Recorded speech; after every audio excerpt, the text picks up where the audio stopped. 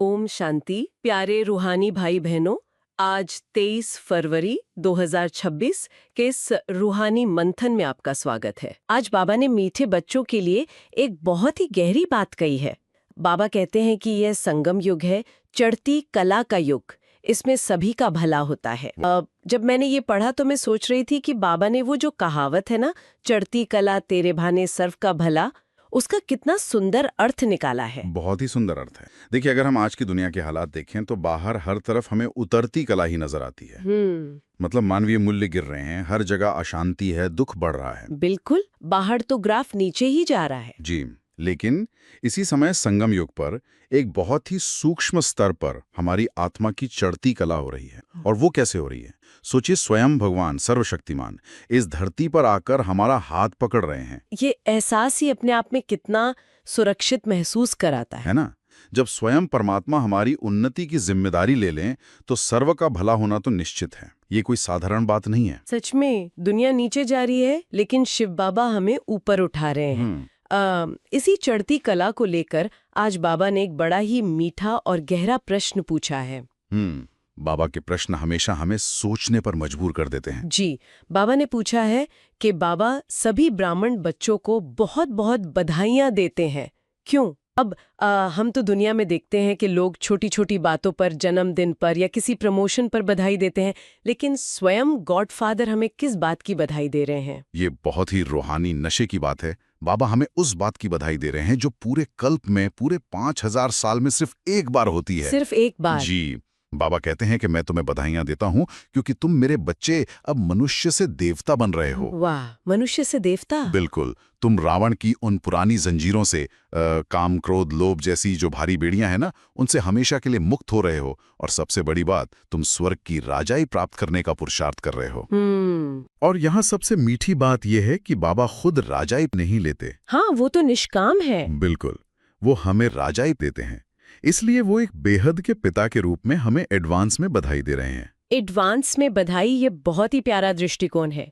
इस बात को और गहराई से समझाने के लिए बाबा ने आज एक बहुत ही खूबसूरत रूपक का इस्तेमाल किया है। जी, पतंग वाला रूपक। हाँ, बाबा कहते हैं कि तुम आत्माएं पतंग हो और तुम्हारी डोर मेरे हाथ में है। सच में ये सुनते ही दिल को कितनी तसल्ली मिलती है। बिल्कुल मिलती है, लेकिन मेरा एक सवाल है यहाँ पर जो अक्सर हम सबके मन में आता है। जी, कहिए। जब हम इसे असल जीवन में देखते हैं, मान लीजिए जीवन में कोई अचानक से बड़ा तूफान आ गया, नौकरी चली गई या परिवार में कोई भारी कलह हो गई या फिर सेहत अचानक से बिगड़ गई, तो ऐसे समय में ये विश्वास बनाए रखना कि डोर बाबा के हाथ में है, ये इतना मुश्किल क्यों हो जाता है? हम इतना घबरा क्यों जाते हैं? ये बहुत ही स्वाभाविक सी बात है और बहुत गहरा प्रश्न है आपका। हम घबराते इसलिए हैं क्योंकि उन मुश्किल पलों में हम उस डोर को अपनी इन भौतिक आंखों से देखने की कोशिश करते हैं। भौतिक आंखों से मतलब हम देह अभिमान में आ जाते हैं। बिल्कुल, हम परिस्थितियों को देह अभिमान के चश्मे से आंकने लगते हैं।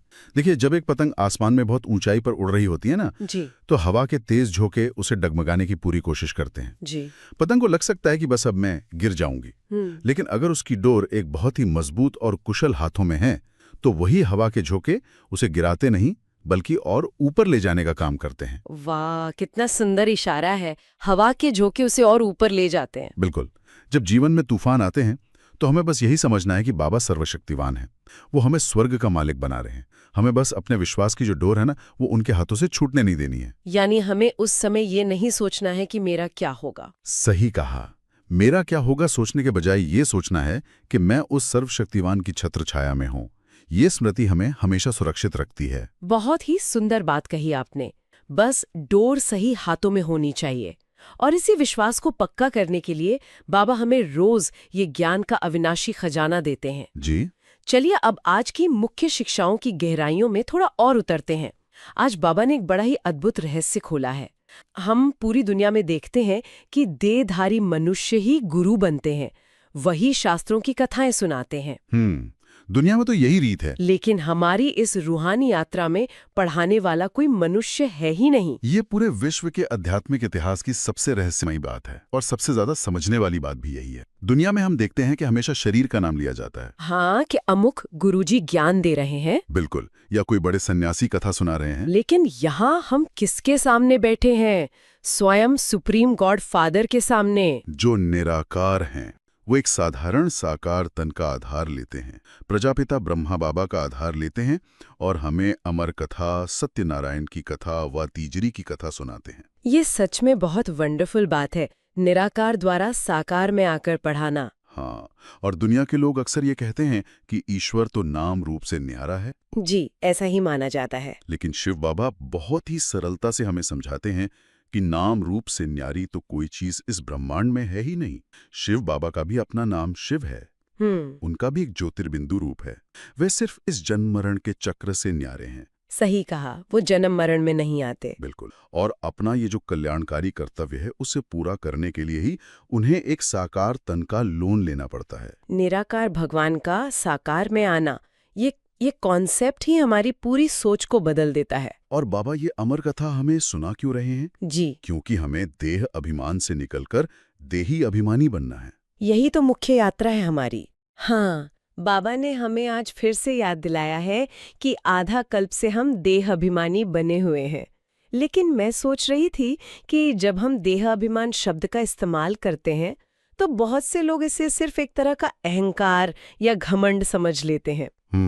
अक्सर लोग यही गलती करते हैं। तो इसका वास्तविक स्वरूप क्या है? देखिए, देह अभिमान का मतलब सिर्फ ये सोचना नहीं है कि मैं बहुत सुंदर हूँ या मेरे पास बहुत सारा पैसा है या मुझे अपनी ताकत पर घमंड है। तो फिर असली देह अभिमान क्या है? इसका सबसे बुनियादी मतलब है स्वयं को ये शरीर ही समझ लेना। आधा कल्प यानी द्वापर युग से लेकर अब इस कलयुग के अंत तक हमने जितने भी जन्म लिए हैं, हर जन्म में हमारी आत्मा इन कर्मेंद्रियों के माध्यम से यही कहती आई है कि मैं फलाना हूँ। जी, हम इस शरीर रूपी चोले को ही अपनी असली पहचान मान बैठे हैं, लेकिन इसके अंदर जो चैतन्य शक्ति है, जो आत्मा है, उसे हम बिल्कुल भूल गए। जो भ्रुकुटी के बीच चमकता हुआ एक सितारा है। जी, वो चमकता हुआ सितारा, हम उसे भूल गए। और सच कहूं तो देह अभिमान ही सारे दुखों की जड़ है। वो कैसे? क्योंकि देखिए, जब कोई हमारा अपमान करता है तो वो असल में हमारे शरीर का, हमारी पोजीशन का या हमारे पद का अपमान करता है, और हम दुखी हो जाते हैं क्योंकि हम खुद को वही पद या शरीर समझते हैं। ओहो, ये तो बहुत गहरी बात है। जी, और अब स्वयं परमात्मा हमें हमारी असली पहचान याद दिला रहे हैं। वो कह रहे हैं कि बच्चे, अब मनमनाभव की स्थिति में रहो, देही अभिमानी बनो। यहाँ आपने मनमनाभव शब्द का जिक्र किया। बाबा अक्सर मनमनाभव और मध्याजी भव इन शब्दों का इस्तेमाल करते हैं। जो लोग इन शब्दों के अर्थ को अपने रोजमर्रा के जीवन में उतारना चाहते हैं, उनके लिए इन भारी शब्दों का सरल मतलब क्या होगा? बहुत ही सरल है। अगर हम इसे रोजमर्रा के जीवन से जोड़ें तो मनमनाभव का अर्थ है अपने मन को मुझी में लगाओ, यानी आपकी सोच में, आपकी स्मृति में हमेशा वो एक निराकार पिता रहें। आप कुछ भी कर रहे हो वो याद बनी रहे। और मध्याजीवव का अर्थ है यज्ञ की सेवा में लगो। यज्ञ की सेवा? जी, या फिर अपने हर कर्म को मुझे अर्पण करो। इसे ऐसे समझिए कि आप दफ्तर में काम कर रहे हैं या घर पर परिवार के लिए खाना बना रहे हैं। आपके हाथ अपना काम कर रहे हैं, लेकिन आपकी बुद्धि ये महसूस कर रही है कि मैं आत्मा एक ट्रस्टी के रूप में शिव बाबा के लिए ये कार्य कर रही हूँ। वाह, यानी कर्म करते हुए भी योग लगा रहे। बिल्कुल। जब हम इस आत्म अभिमानी स्थिति में टिकते हैं ना, तो हमारा हर एक साधारण कर्म भी पूजा बन जाता है। ये नजरिया सच में जीवन के हर छोटे बड़े काम को एक बहुत ही गहरी सार्थकता दे देता है। और मुझे लगता है कि जब हम इस स्थिति में रहते हैं तभी हम सच्चे ब्राह्मण कहलाते हैं। सही कहा आपने, सच्चा ब्राह्मण जीवन यही है। आज बाबा ने एक बहुत ही गर्व करने वाली बात कही है। दुनिया तो मानती है कि देवता धर्म सबसे श्रेष्ठ है। दुनिया में देवताओं की ही पूजा होती है। हाँ, लेकिन बाबा कहते हैं कि वास्तव में देवता धर्म नहीं, बल्कि ब्राह्मण धर्म सबसे ऊंचा है। जी, अब एक आम इंसान तो यही सोचेगा कि देवता ही सर्वोपरि हैं।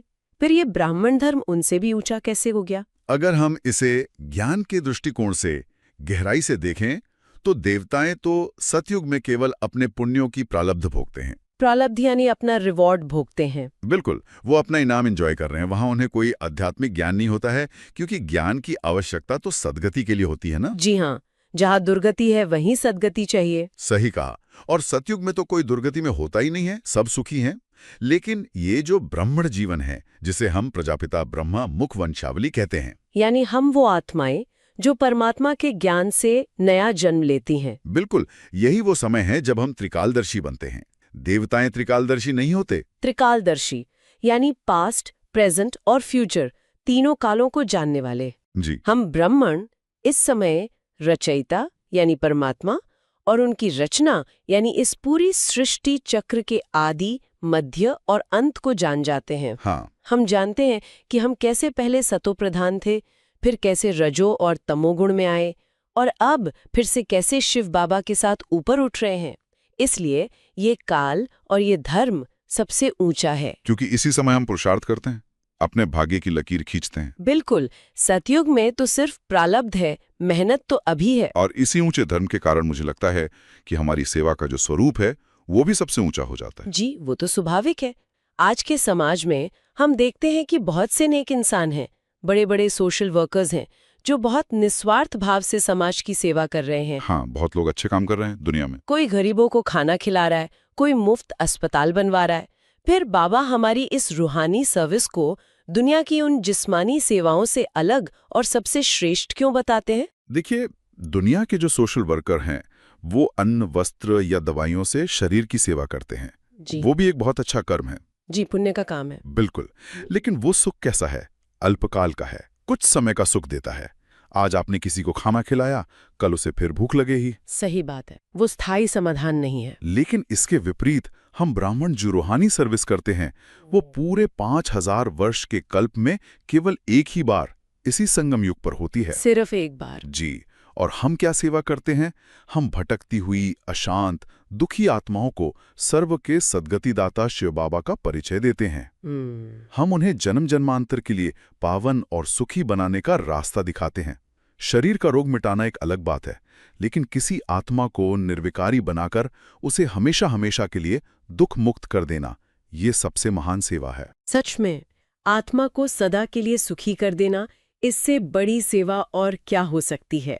लेकिन बाबा ने ये भी साफ किया है कि इस महान सेवा और स्वराज्य को प्राप्त करने का ये जो रास्ता है, ये इतना आसान भी नहीं है। जी, विघ्न तो आते ही हैं। हाँ, इसके लिए बाबा ने जो विशाल यज्ञ रचा है, उसे बाबा राजस्व अश्वमेध अविनाशी रुद्र ज्ञान यज्ञ कहते हैं। और जहाँ इतना बड़ा यज्ञ हो, वहाँ विघ्न न आए, ये तो हो ही नहीं सकता। बिल्कुल। आज बाबा ने माया के तूफानों का विशेष रूप से जिक्र किया है। मेरा सवाल ये है कि जब कोई आत्मा इस सच्चाई के रास्ते पर चलने लगती है, तो अचानक उसके जीवन में विघ्न या माया के तूफान क्यों बढ़ जाते हैं? इसे एक बहुत ही साधारण उदाहरण से समझते हैं।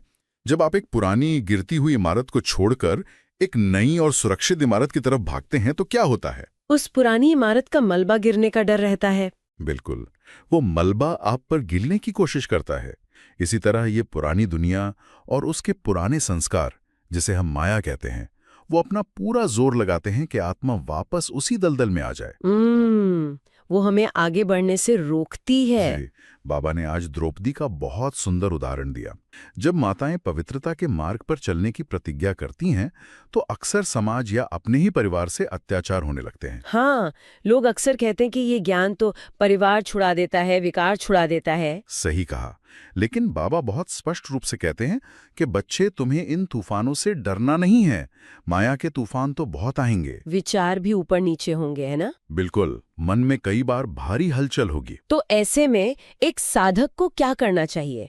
जब मन में तूफान उठ रहे हों, तब खुद को कैसे स्थिर रखें? यहाँ बाबा ने एक बहुत ही व्यवहारिक और बहुत ही गहरी बात कही है। संकल्पों में या विचारों में भल तूफान आए, क्योंकि देखिए, जब मन की सफाई होती है तो कचरा तो ऊपर आएगा ही। हाँ, सफाई होगी तो धूल तो उड़ेगी ही। बिल्कुल, लेकिन मुख्य बात यह है कि इन कर्मेंद्रियों से कोई विकर्म नहीं करना है। कर्मेंद्रियों से कोई विकर्म नहीं, जी, ये बहुत महत्वपूर्ण है। जी, यानी आपके मन में भले ही क्रोध का विचार आ जाए, लेकिन आपकी जुबान से कोई कड़वा शब्द नहीं निकलना चाहिए।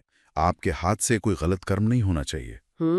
कर्मेंद्रियों पर पूरा नियंत्रण, यही सच्ची तपस्या है। हमें इस पुरानी दुनिया को एक कब्रिस्तान समझकर भूलते जाना है और इस मृत्यु लोक की यात्रा को छोड़कर अमर लोक की यात्रा पर फोकस करना है, जिसे बाबा प्यार से याद की यात्रा कहते हैं। याद की यात्रा, कितनी मधुर यात्रा है ये। और इस अमर लोक की यात्रा का जो सबसे बड़ा पास है, या कहिए जो सबसे बड़ी शर्त है, वो है पवित्रता। जी, बिना पवित्रता के तो कुछ भी संभव नहीं है। बिना पवित्रता के हम बेहद के बाप से 21 जन्मों का वर्षा नहीं ले सकते। बाबा ने कहा है कि जो आत्माएं कल पहले पवित्र बनी थीं, वही अब भी ये प्रतिज्ञा करेंगी। बिल्कुल। जब हम पवित्र रहते हैं, याद की यात्रा में रहते हैं और ज्ञान का स्वदर्शन चक्र फिराते रहते हैं, तभी हम पास विद ऑनर हो सकते हैं। इसका अर्थ ही यह है कि धर्मराज के सामने हमें कोई सजा न खानी पड़े जी। और हम पूरे सम्मान के साथ एकदम बेदाग होकर नई दुनिया में प्रवेश करें। इसी प्रक्रिया को समझाने के लिए बाबा ने आज एक बड़ा ही अलौकिक रूपक दिया है। कौन सा रूपक? बाबा कहते हैं कि स्वयं शिव बाबा ज्ञान का सागर हैं और तुम माताएं ज्ञान नदियां हो और गोप भाई ज्ञान के मानसरोवर हैं। वाह, सागर, नदियां और मानस सरोवर। जी, जब हम इस ज्ञान जल में रोज स्नान करते हैं तभी हमारी आत्मा का युगों युगों का मैल कटता है। यह रूपक सच में मन को एकदम शांत और शीतल कर देता है। बिल्कुल। अब सवाल ये आता है कि हम इस ज्ञान जल को, इन धारणाओं को अपने प्रैक्टिकल जीवन में, रोजमर्रा की जिंदगी में कैसे उतारें? धारणा ही तो सबसे मुख्य बात है। हाँ, इसके लिए बाबा ने हमें आज मुख्य सार दिया है। और इसका जो पहला कदम बाबा ने बताया है वो मुझे थोड़ा चुनौती भरा लगता है। ऐसा क्यों? बाबा कहते हैं कि इन भौतिक आंखों से जो कुछ भी इस विनाशकारी दुनिया का दिखाई देता है उसे देखते हुए भी नहीं देखना है। अब देखिए, हम दफ्तर में हैं, वहां लोग राजनीति कर रहे हैं या दुनिया में सोशल मीडिया पर रोज डराने वाली खबरें आ रही हैं। आंखें तो सब कुछ देख ही रही है ना।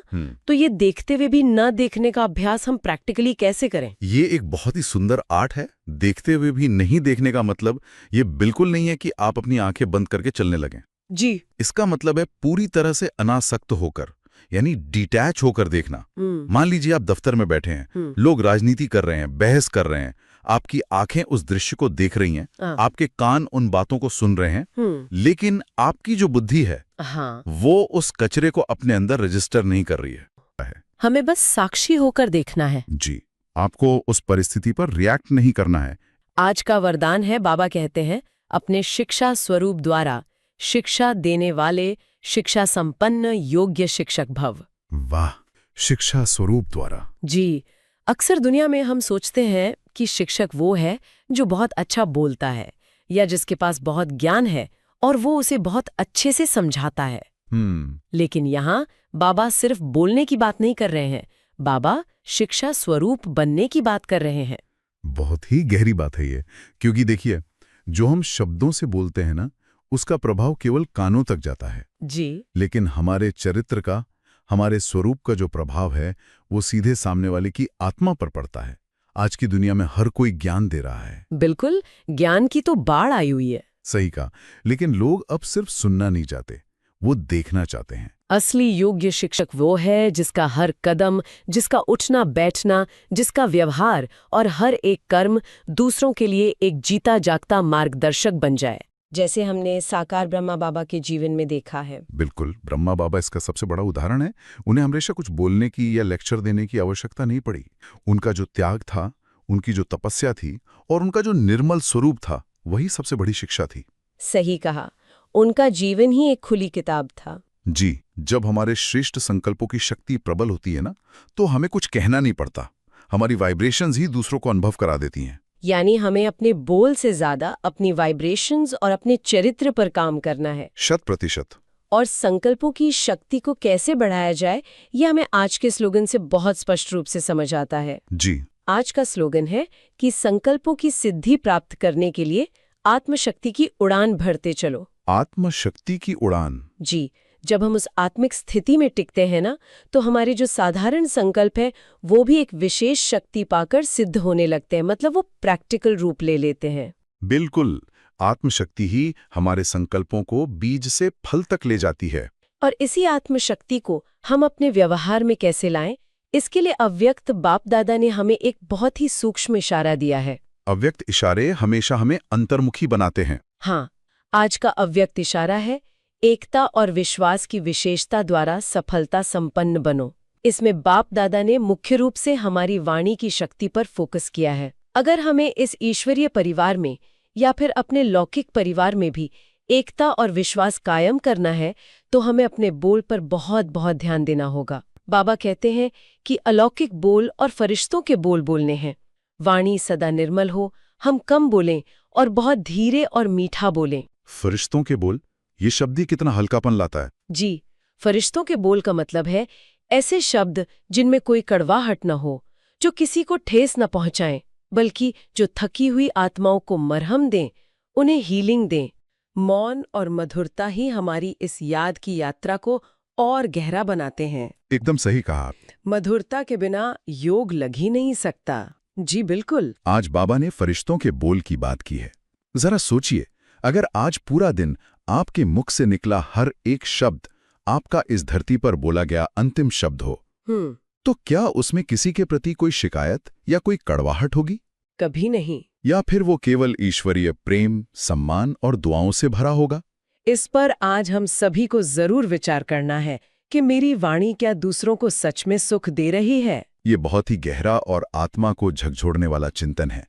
हमें अपनी हर एक बात को तोल मोल कर ही बोलना चाहिए। जी। ओम शांति। ओम शांति।